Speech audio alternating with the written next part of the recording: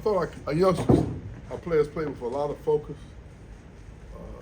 They played with a lot of pride. I think that there was something different about their effort and their intensity and their ability to execute, overcome mistakes. It wasn't perfect for us, but I didn't think there was a possession where I didn't think that everyone was doing the very best they could. Even when they made mistakes, I saw air of confidence and patience that I did not see early in the year.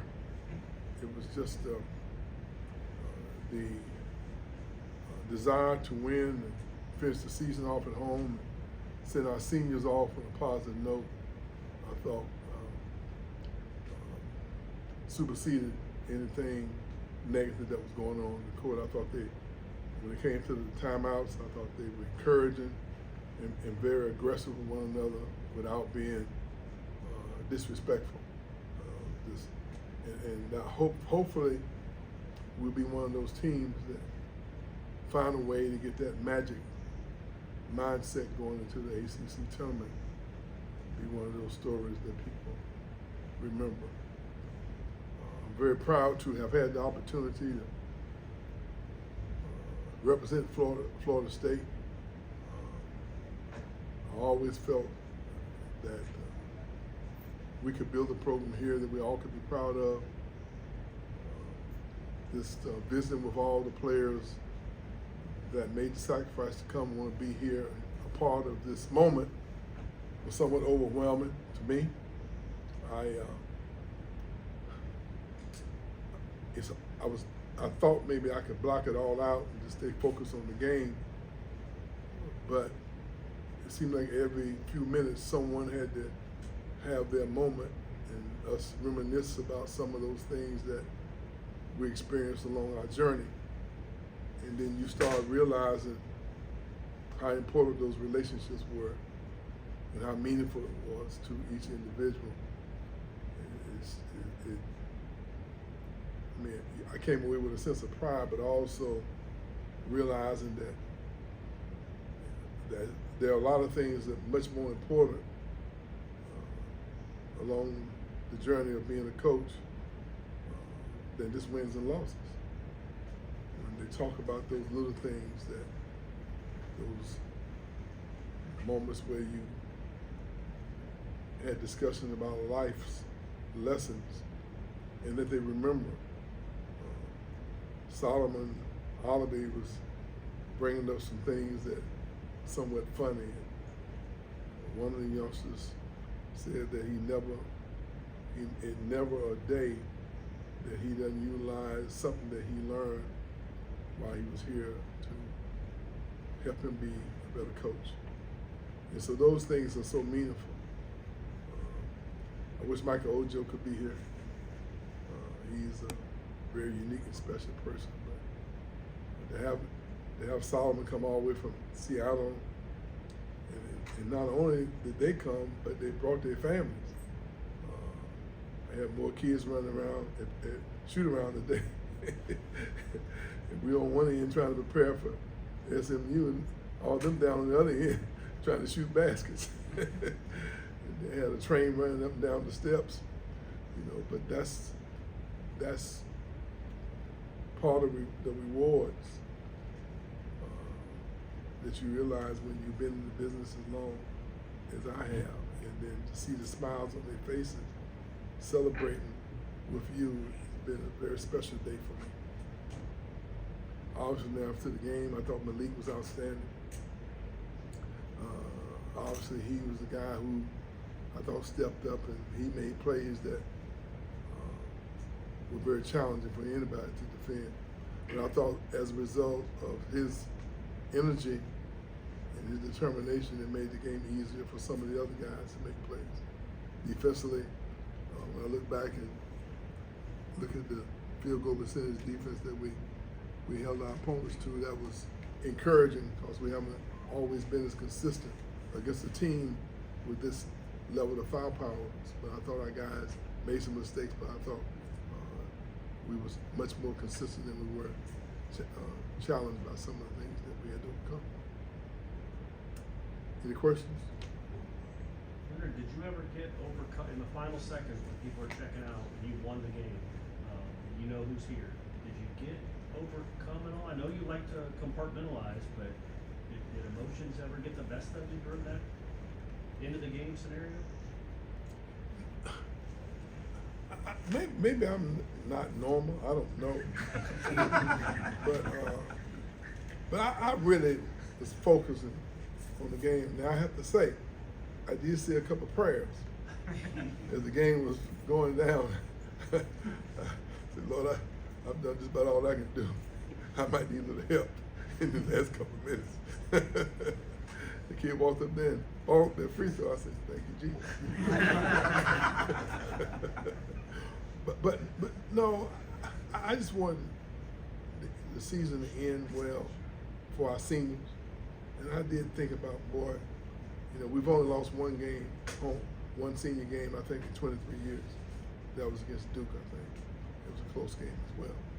And so these games are fond memories for these guys to take away from the experience at Florida State. And I really wanted them to have that experience. And I was so happy that it worked out there. Coach, how impressed are you, or how encouraged are you by the performance today going forward in the tournament? Well, normally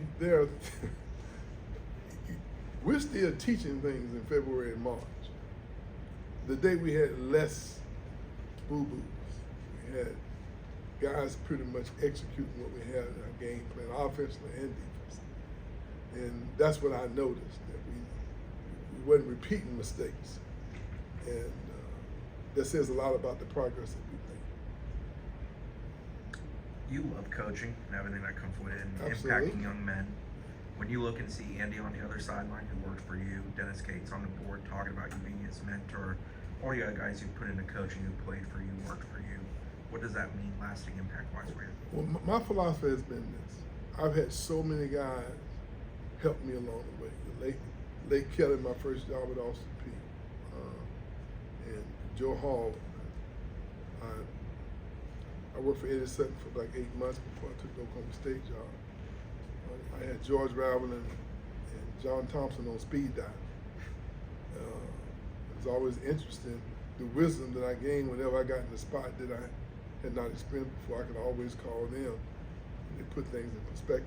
I think sometimes when you start off as a coach, you think you got all the answers, but having the availability of guys with wisdom that they gained from the experience was very helpful to me.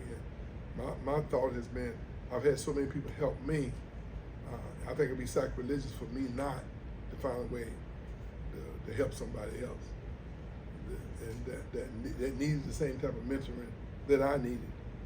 So, and to me, that's why I work hard and make myself available, and I have made myself available for guys to bounce things off of me, like I had people in my life that I could bounce things off of. So that's kind of the way my thought process is, and it's a shame that it looked like it's coming to an end. You never know. Is there a game over the last 23 years or so that you would, if someone asked you, like, show me quintessential Leonard Hamilton basketball, you'd say that was the game that was one that we really... I don't think it's in one particular game. I just, the games where we could go 10, 11 deep, we could play with just as much energy with our rotation guys as we did with our starters. When we have 9 different guys lead our team in scoring during the course of the year, when kids are sharing the ball, sharing the playing time, allowing themselves to be fresh, coming out, raising their hand and coming out of the games to share the ball, share the playing time. Those were moments that have been tremendously meaningful to me. And I always thought there was a period of time where we got an infusion of energy when we brought our rotation players in. That whole era of guys guys developing those brother type instincts with each other. What has always stood out to me as being something meaningful, because there was a time most coaches like playing 7 or 8 guys. They think you have a better rhythm, and I've listened to a lot of television announcers saying that that it's important for guys to get rhythm. Well, their interpretation of rhythm and my interpretation of rhythm is different. I think when you're fresh and you're not fatigued, that's when you can be at your very best. And I'm sure that the era of being consistent with that it stands out more than one particular game. You talked about a little bit out there. You talked about a little about there. What did it mean? Your teammates sitting courtside. When the last time you'd been together as a group with them? We had a little reception last night, and to be honest with you, it was hilarious. One of them actually think he can sing. He actually sang the national anthem at the UT Martin game last year. It was horrible. He goes to karaoke bars and tries to take over the microphone. That was one of the funniest things that I experienced. But I have a lot of fun stories that we've been reminiscing about. The games that we played on each other, the foolishness in the dormitories that we did to each other. It was shameful. But that's the unique thing about college sports. The unique thing about college basketball specifically is the relationship that you form when it doesn't matter what you look like, what color you are. Everybody's on the same page. Everybody's in that foxhole together. And I wish that our society could represent the relationships that we do that you earn and you develop when you're on a college basketball team. Everybody makes sacrifice for each other. Everybody's hanging out together. None of the disrespect and hatred that we seem to be experiencing in our society is part of a really good basketball team. Coach, when you look around, you hit 200 wins today, but obviously in the crowd, you've got people who helped you get win number 10, win number 30, 50, so on and so forth. How do you kind of quantify that emotion, and how meaningful is it to you to share that experience? Because you talk about building relationships, but to share that experience with the guys that you built up. Well, I felt very proud. I have guys from my high school, from Highland High School here. I got guys from the University of Tennessee at Martin, where I played college basketball. Those guys, when I was inducted to the Tennessee Hall of Fame, those guys were right there with me.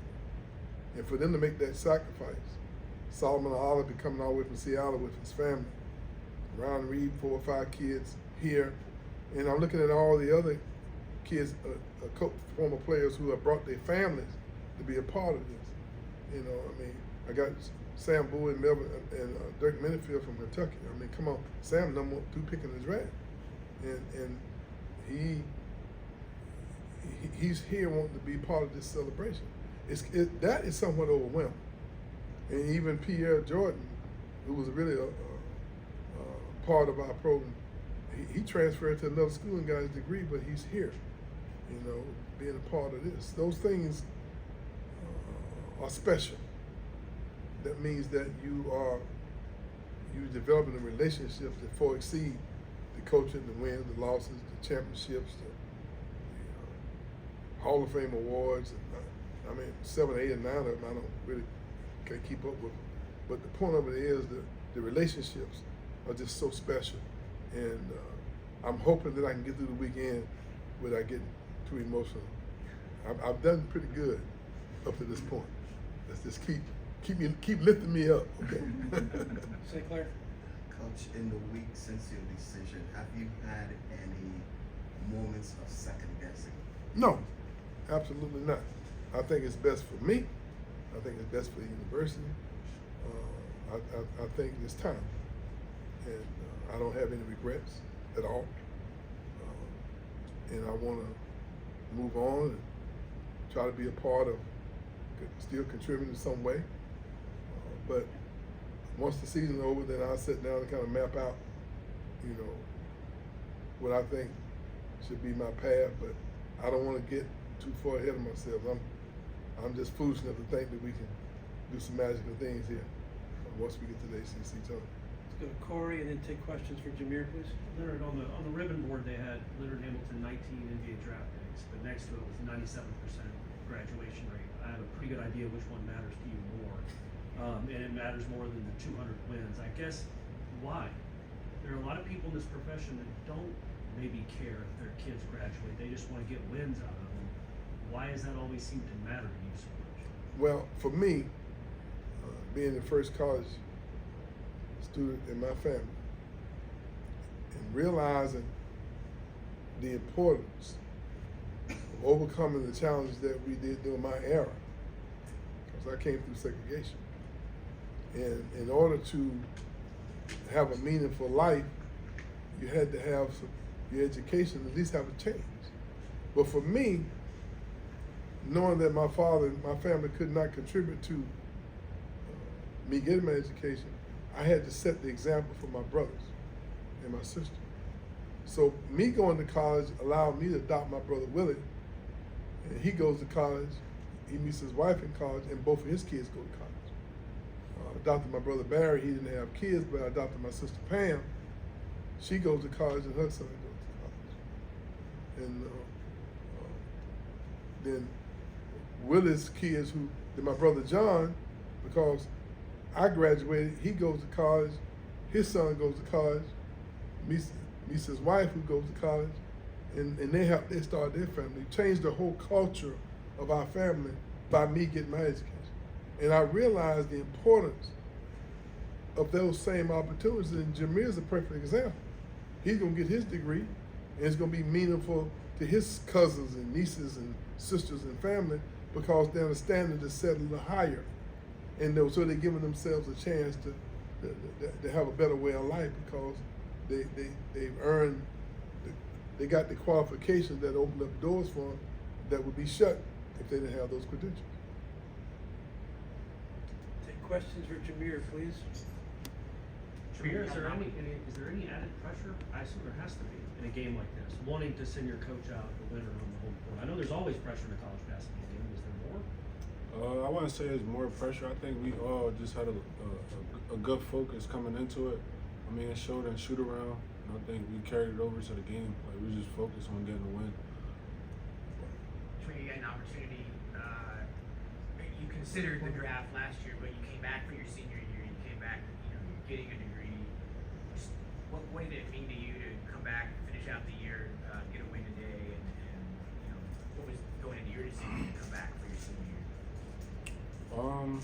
I think really just me praying, just letting life be life, and just letting things fall into place the way it's already gonna fall into place. I think coming back, I just wanted to, get off to like a good start, finish out strong, get my degree, like Coach Ham said, and just change the culture for my family. That was most important for me. You guys had a pretty special, pretty cool embrace of Coach right at the end there after the handshake line. How special was that for you as a team to kind of hold up your coach in that light at the end? I think it was real special for me. I think Coach Ham has helped me a lot on and off the court. So, I mean, I don't think it gets no better than that. Just having a coach that's going to look after you not only just in basketball, but in school, off the court, as far as with my family as well, just helping us all and just making sure he's there for us at all times. Jamir, Coach mentioned that he felt like you guys weren't making the same mistakes twice today. Do you feel good about where this team is and how you guys are playing heading into the ACC tournament? Yeah, I feel good about this win. I think we got a young group, so we're gonna make mistakes. That comes with the game. I just think when we're locked in and focused, like I don't think nobody could really stop us. Like as far as a connected group, I think when we're locked in, there's not too many teams that can really stay in front of us. Offensively and defensively, we turn defense into offense. and just stay locked in with a clear mind.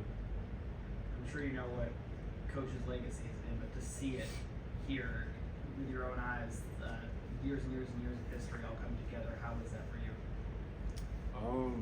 I mean, just to see all the players that he's coached out there, and knowing that I'm gonna be one of them that's gonna go down in history as, you know, somebody that played for Coach Ham. I think I'm blessed, and I didn't take any moment since I got here for granted. So I think I'm gonna go out of this year with a good mindset. Everybody all set?